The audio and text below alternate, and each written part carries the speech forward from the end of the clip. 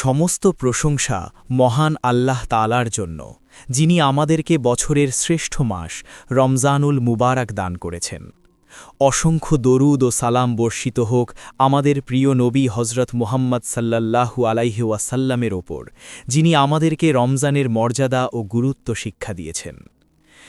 প্রিয় মুসলিম ভাই ও বোনেরা, রমজান কোনো সাধারণ মাস নয়, এটি রহমত, মাগফিরাত ও নাজাতের মাস।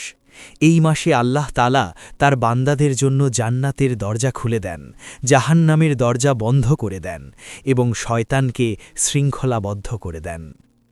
কুরআন নাজিলের মাস রমজান।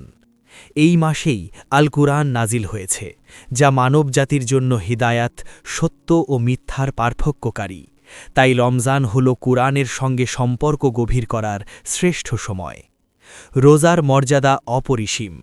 রাসূলুল্লাহ সাল্লাল্লাহু আলাইহি ওয়াসাল্লাম বলেছেন, যে ব্যক্তি ঈমান ও সওয়াবের আশায় রমজানের রোজা রাখে, তার পূর্বের সমস্ত গুনাহ মাফ করে দেওয়া হয়।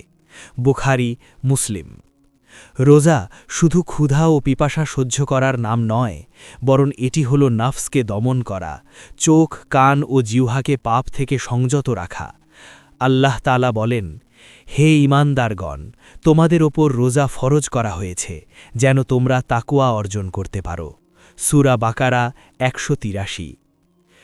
শেষ কথা, প্রিয় মুসলিম উম্মাহ, রমজান চলে যায়, কিন্তু যদি আমরা এই মাসের শিক্ষা ধারণ করতে পারি, তাহলেই আমাদের জীবন বদলে যাবে।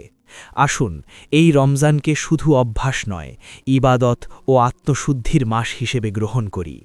আল্লাহ তাআলা আমাদের সবাইকে রমজানের ফজিলত বোঝার তৌফিক দান করুন। আমাদের রোজা, নামাজ, কুরআন তিলাওয়াত ও দোয়া কবুল করুন। আমিন।